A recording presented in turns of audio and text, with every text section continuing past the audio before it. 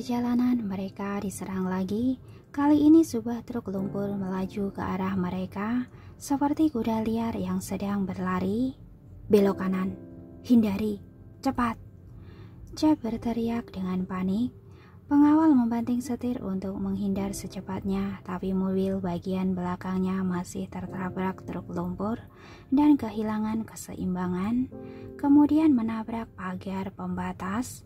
Terdengar suara bruk yang keras penutup depan mobil itu tertabrak sampai berubah bentuk. Orang yang duduk di samping pengemudi terlempar keluar. Jeff segera keluar dari mobil dengan membawa senjata untuk menghadapi musuh. Beberapa pengawal mendobrak pintu mobil, menyelamatkan Pangeran Willy dan Dewi dan memindahkan mereka ke mobil lain. Pada saat yang sama, Jeff memimpin pengawal lainnya untuk melawan orang-orang itu. Saat ini Dewi baru menyadari bahwa para pembunuh itu mengutus banyak orang dan mereka semua dipersenjatai dengan senjata berat. El tidak ada di dalam mobil. Salah satu pembunuh berteriak. Tangkap Pangeran Willy dan pemuda yang memakai masker di sebelahnya. Seseorang berteriak. Baik. Semua orang mengepung ke arah mereka. Orang-orang Jeff sudah hampir tidak sanggup bertahan. Pada saat itu sebuah cahaya perak datang dengan cepat. Jendela mobil terbuka. Lorenzo meletakkan satu tangan di pintu mobil dan memberi isyarat jempol terbalik pada mereka, menandakan bahwa mereka sangat lemah. Itu El, tangkap dia. Dalam sekejap semua orang pergi mengepung Lorenzo. Hanya tersisa sedikit orang yang tertinggal di sekitar Dewi dan Willy. Jeff segera memimpin pengawal untuk mengawal Willy dan Dewi pergi. Apa dia akan baik-baik saja? Dewi mengerutkan kening. Tuan sangat terampil berkelahi. Seharusnya akan baik-baik saja. Robin menjawab. Kita segera ke bandara. Mungkin Tuan akan segera datang untuk menemui kita. Benar. Tidak. Pangeran Willy baru saja hendak bicara, tapi disela oleh Dewi. Orang-orang itu membawa senjata berat. Kalau mereka benar-benar menginginkan Lorenzo mati, tidak peduli seberapa kuat dia juga akan tetap kalah. Tapi kita di sana juga tidak bisa membantu apa-apa. Robin berkata dengan lemah, malah akan menjadi beban. Tuan punya rencananya sendiri, jangan khawatir, kata Jeff kemudian mendesak, cepat jalan. Baik. Konvoi itu pergi dengan cepat menuju bandara. Dewi melihat keluar merasa sedikit gelisah. Ini adalah perasaan yang belum pernah dia rasakan sebelumnya. Secara logika, dia dan Lorenzo hanya bertemu secara kebetulan. Mereka juga tidak memiliki hubungan yang mendalam. Kadang-kadang Dewi bahkan merasa dia agak menyebalkan. Tapi sekarang memikirkan pria itu mungkin dalam bahaya, dia tetap merasa tidak tenang. Bahkan ada sebuah dorongan untuk turun dan menyelamatkannya. Semua perubahan emosi Dewi ini tidak luput dari pandangan Pangeran Willy. Dia tidak mengatakan apa-apa, tapi tatapan matanya menjadi sedih. Dewi sedang memikirkan banyak hal ketika dia tiba-tiba merasakan sesuatu bergetar. Dia tanpa sadar menyentuh sakunya, itu ponselnya. Tadi dia sudah mengisi baterai ponselnya saat dia keluar dari mobil. Dia mengambil ponselnya dan memasukkannya ke dalam sakunya. Dia melihat ponselnya ada panggilan dari Brandon. Dewi segera menjawab, Brandon. Dewi, kamu di mana? Brandon bertanya dengan cemas. Ada apa? Dewi mengerutkan kening bertanya. Yayasan menagih uang. Kalau tidak segera mengirimkan uang, panti asuhan yang bermasalah akan dibubarkan. Beberapa hari ini aku terus berusaha menghubungimu, tapi tidak bisa. Masih kurang berapa banyak? Dewi bertanya langsung. Setara dengan 700 juta dolar. Tunda selama beberapa hari, aku akan memikirkan cara. Memikirkan cara apa? Cepatlah datang ke Switzerland. Dengan kalung itu, aku akan menunggumu di sini. Iya, tunggu aku selama beberapa hari. Dewi langsung menutup teleponnya dan mendongak bertanya ke Jeff yang duduk di kursi pengemudi. Sekarang ke bandara, harusnya sudah aman kan? Bandara ada di depan, sebentar lagi sampai. Semuanya sudah diatur, sangat aman. Apalagi Tuan sudah mengalihkan perhatian orang-orang itu. Mereka seharusnya tidak akan mengikuti kita lagi. Baguslah, berhenti di depan. Kalian pergi dulu. Dewi, apa yang kamu lakukan? Pangeran Willy cemas. Tabib Dewi, sekarang keluar dari mobil sangat berbahaya. Jeff dengan cemas membujuk. Jangan bertindak sembarangan. Cepat ikut kami pergi. Aku harus kembali mencari Lorenzo. Dewi sangat tegas. Cepat hentikan mobilnya dan berikan ponselmu padaku. Sambil berbicara, dia langsung berdiri dan merebut ponsel Jeff. Dia tahu bahwa ponsel mereka semua dibuat secara khusus dengan sistem GPS yang dapat menemukan lokasi satu sama lain. Hanya dengan menggunakan ponsel ini, dia baru bisa segera menemukan Lorenzo. Apa yang kamu lakukan? Jeff tertegun sejenak ingin merebut kembali ponselnya. Cepat kembalikan. Dewi sudah tidak mau berbicara banyak lagi dengannya. Dia langsung membuka pintu mobil. Dewi, bahaya! Jeff buru-buru menginjak rem. Dewi melompat keluar dari mobil lalu dengan cepat mencegat mobil di belakangnya.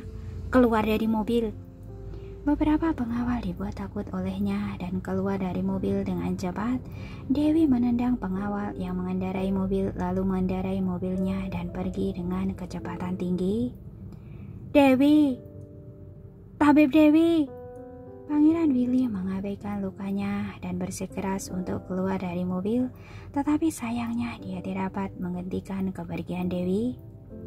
Tabib Dewi ini, kenapa begitu terburu-buru? Jeff sangat cemas, tapi setelah memikirkannya, dia juga sedikit terharu. Tapi dia juga sangat setia demi menyelamatkan Tuan. Dia tidak mempedulikan keselamatan sendiri. Mendengar kata-kata tersebut, raut wajah Pangeran Willy menjadi semakin sedih. Atau kita tetap ke bandara dulu saja, Robin mengingatkan dengan cemas. Pangeran terluka parah. Untuk melindungi kita, Tuan Lorenzo bahkan pergi dulu dan membahayakan dirinya. Kita tidak bisa menyia-nyiakan niat baiknya. Iya, naiklah ke dalam mobil. Jeff sangat mematuhi perintah Lorenzo. Ia akan mengantar Pangeran Willy kembali dengan selamat. Tetapi Pangeran Willy sekarang sangat cemas. Dewi, seorang gadis, kembali menyelamatkan orang begitu saja. Mungkin akan sangat bahaya. Jeff, kita sudah tiba di bandara. Cepat kembali susul dia saja. Tuhan telah memerintahkan saya untuk mengawal Anda kembali ke Denmark. Jeff menjelaskan. Setelah Anda naik pesawat, kami baru akan kembali untuk mencari Tuan. Anda jangan khawatir. Tapi Pangeran Willy tidak menyelesaikan kalimatnya, tetapi Robin tahu beliau sebenarnya lebih mengkhawatirkan Dewi daripada Lorenzo. Dewi mengemudikan mobil dengan cepat. Pada saat yang sama, dia menyalakan sistem GPS ponsel Jeff dan dengan cepat menemukan lokasi Lorenzo. Di sisi lain, ponselnya juga sedang bergetar. Dia mengangkat teleponnya lalu membuang ponselnya ke samping dengan santai. Dia bertanya dengan tidak sabar, "Ada apa?" "Dewi, apa sedang terjadi sesuatu? Jaga dirimu dengan baik. Kalau benar-benar tidak bisa, aku akan memikirkan cara lain dan mengumpulkan sedikit uang dulu." "Berisik!" Dewi sedikit kesal. "Seorang pria dewasa, kenapa begitu bawel?" "Bukan, aku khawatir kamu akan merampok demi anak-anak itu. Itu tidak baik. Kita tidak boleh melakukan hal-hal ilegal." Dewi terdiam. "Apa aku orang yang seperti itu?" "Tidak, tapi kamu bisa melakukan segala hal." "Kalau tidak ada hal lain, aku matikan dulu." Dewi malas menjelaskannya. "Tunggu sebentar, masih ada satu hal lagi. Brandon masih ingin berbicara. Dewi langsung menutup teleponnya. Dia sekarang hanya ingin menyelamatkan Lorenzo dan mendapatkan kembali kalungnya. Dia mengemudi sambil mengamati sistem GPS ponsel. Semakin dekat, bagus. Akhirnya ketika kedua titik pemusisian hampir bertemu, Dewi akhirnya melihat mobil perak itu di lereng bukit. Saat ini ada puluhan mobil off-road hitam sedang mengepung mobil Lorenzo. Bahkan kalau Lorenzo adalah dewa perang, juga sulit terlepas dari kesulitannya sekarang. Dewi memperlambat kecepatan mobil, maju begitu saja belum tentu bisa menyelamatkan mereka. Jadi dia harus memikirkan cara. Dewi menemukan sebuah bom di dalam mobil, menghubungkan bom itu ke mesin mobil, kemudian mengemudikan mobil itu dan melesat maju.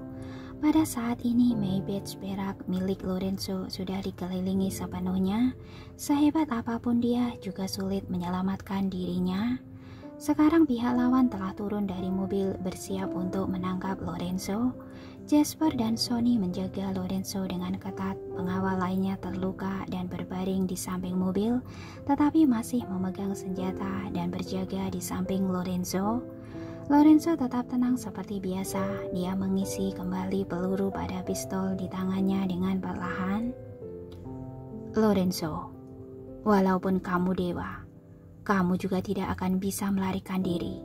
Lebih baik menyerah saja. Pemimpin kelompok itu mengancam. Kita harus mulai dari mana ya? Lorenzo mengangkat alisnya dan menatap orang-orang itu dengan dingin. Sudah mau mati, masih keras kepala.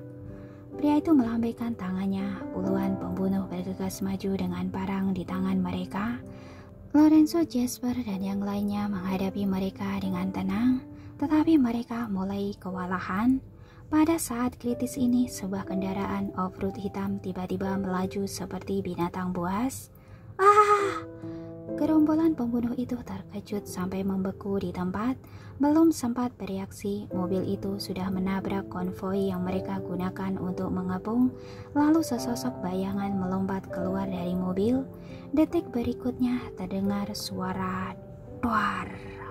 Mobil itu meledak. Ledakannya begitu dahsyat, membuat semua mobil yang mengepung terlempar ke udara. Melalui lautan api yang berkobar, Lorenzo melihat sosok yang dikenalnya. Matanya terbelalak kaget. Dia. Kenapa bengong? Cepat pergi!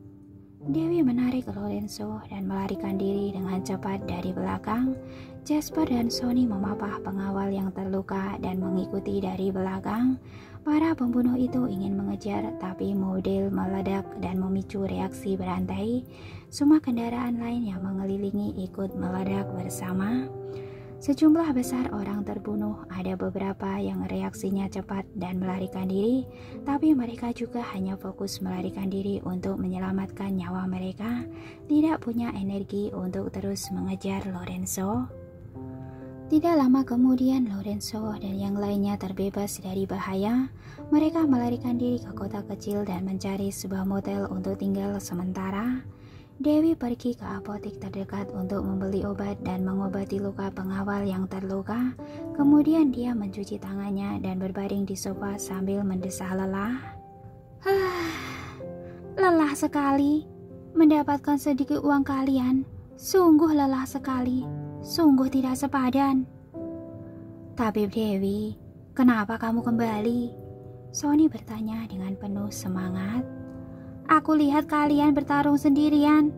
Karena khawatir kalian akan mati di sini, makanya kembali. Dewi berkata dengan santai.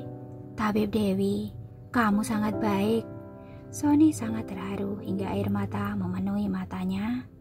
Tabib Dewi, kamu menyelamatkan kami lagi. Weso juga sangat terharu. Terima kasih banyak. Kali ini aku tidak merepotkan kan? Dewi mengangkat alisnya dan mencibir. Tidak. Jasper sedikit malu. Tapi sebenarnya kamu tidak perlu kembali.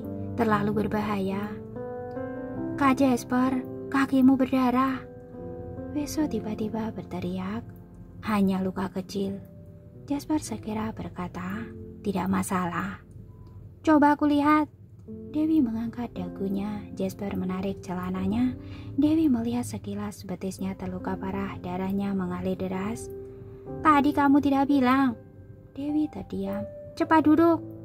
Kemudian dia mulai mengobati luka Jasper. Dari awal hingga akhir, Lorenzo duduk di dekat jendela dan mengoperasikan ponselnya. Setelah luka Jasper selesai diobati, urusannya mungkin sudah selesai diatur. Dia mendongak dan menatap mereka. Terima kasih, Tabib Dewi. 3 pengawal di sisinya semuanya berterima kasih pada Dewi dan merasa sangat bersyukur. Terutama Sony, sepasang matanya berbinar-binar penuh dengan rasa kagum dan hormat. Bahkan dia sebagai tuannya tidak pernah mendapat kehormatan seperti itu. Lorenzo memutar matanya berpikir bahwa dia harus melatih mereka dengan baik. Mungkin karena mereka belum pernah menghadapi wanita sebelumnya. Sekarang melihat si tomboy, mereka sudah tidak berpikiran jernih. Sudah. Dewi melepas sarung tangannya dan berbaring di sofa dengan lelah. Dia menoleh melihat ke arah Lorenzo. Bagaimana denganmu? Apa kamu terluka? Apa sebenarnya yang kamu inginkan? Lorenzo memandangnya dengan curiga. Wanita ini mempertaruhkan nyawanya untuk kembali mencari mereka. Tidak mungkin karena naksir dengannya. Pasti ada maksud yang lain. Aku sudah bilang, aku menginginkan itu. Dewi menunjuk kalung salib emas hitam di dadanya. Hah? Kali ini Jasper dan yang lainnya tidak salah paham lagi, tapi merasa heran. Aku pernah bilang, aku tidak bisa memberikan ini padamu. Lorenzo menyipitkan matanya dan menatapnya dengan curiga. Tapi, aku penasaran, kenapa kamu menginginkan ini?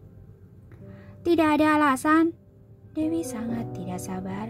Jadi, kamu mau memberikannya atau tidak? Tidak.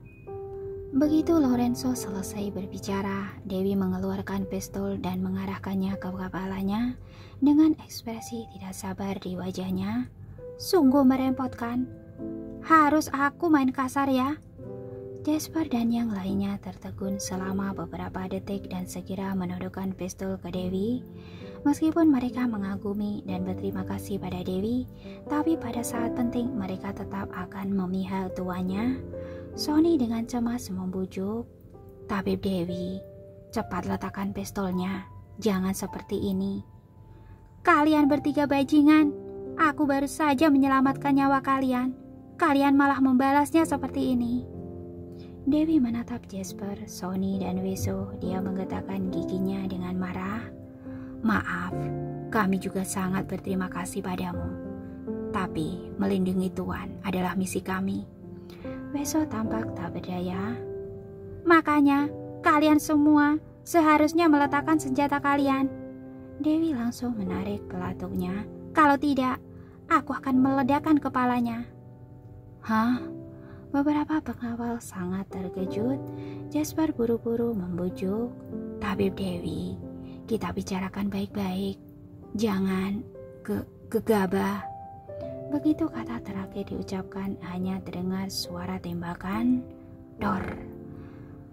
Peluru melesat menyentuh rambut Lorenzo dan mengenai dinding di sebelahnya, mempercikan percikan api.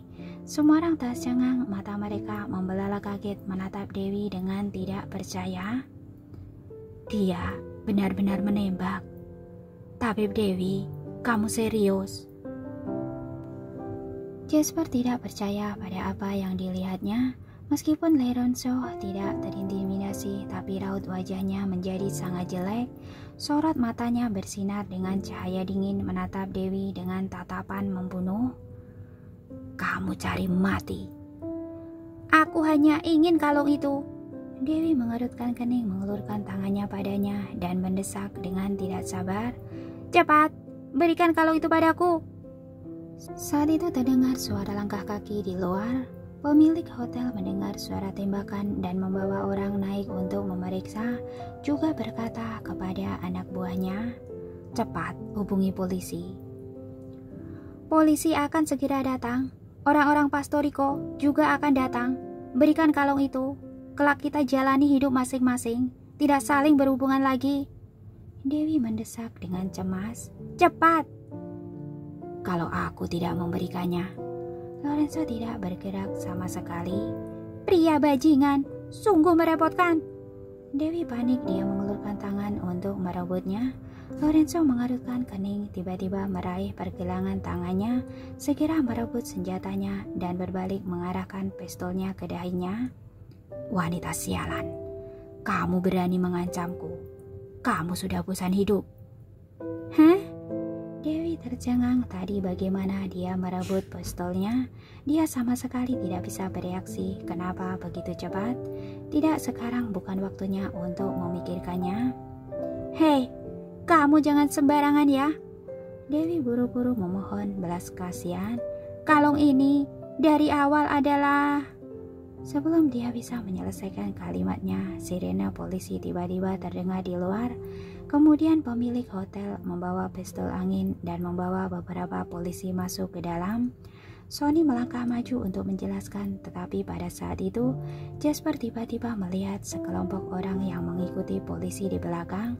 Dia buru-buru berteriak, "Itu orang-orang Pastorico!" Lorenzo segera menyimpan pistolnya dan membawa Dewi melompat keluar melalui jendela dan pergi. Jasper dan yang lainnya segera mengikuti.